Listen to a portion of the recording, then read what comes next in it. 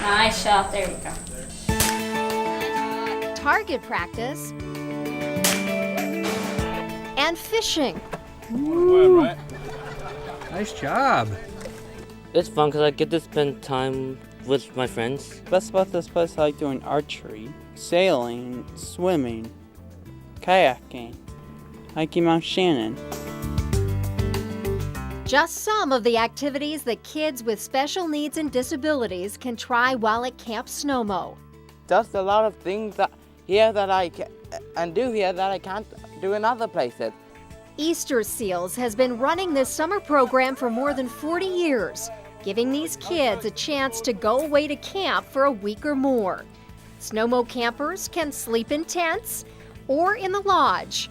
A 1 camper to 1 counselor ratio and round-the-clock nursing care is available, which gives campers' families peace of mind. They're able to take a short break and get a little bit of rest, the care providers in many cases. So it's a wonderful experience, both sides. Here, where the motto is, "The only disability is a bad attitude," Camp Director Robert Kelly says there is no limit to what these kids can do. They feel safe, they feel secure, and then they can just focus on being a regular kid at a regular camp. Sno-mo is on the grounds of the Hidden Valley Scout Camp in Gilmanton Ironworks. The 2 camps take part in activities together and share a dining hall. The experience can be an eye-opener for the Scouts. They'll encounter an Easter Seal camper in a wheelchair who is trying to traverse a dirt road and realize that the simple things aren't always the simple things. These girls are making posters for this week's dance. Some of the Boy Scouts come to join us as well, and they like to dance with us too sometimes. You just listen to music and sing and dance and down a boogie.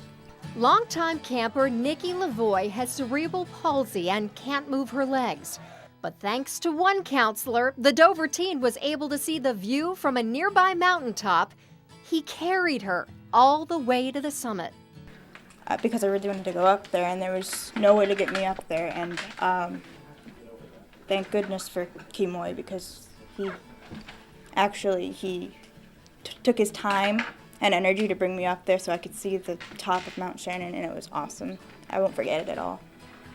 So I won't forget it for the rest of my life. So Nikki is now a counselor in training.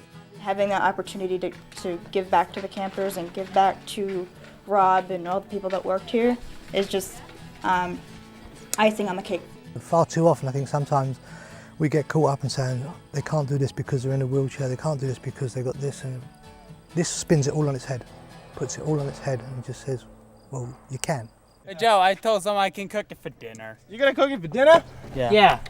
Okay. It's the best thing I've ever done. Unbelievable. That's why Joe Mather, who's from England, is here again this summer as a counselor. The Brit may be teaching campers to catch fish, but they're teaching him a whole lot more. I think the main thing I've learned is not to care so much about what people think.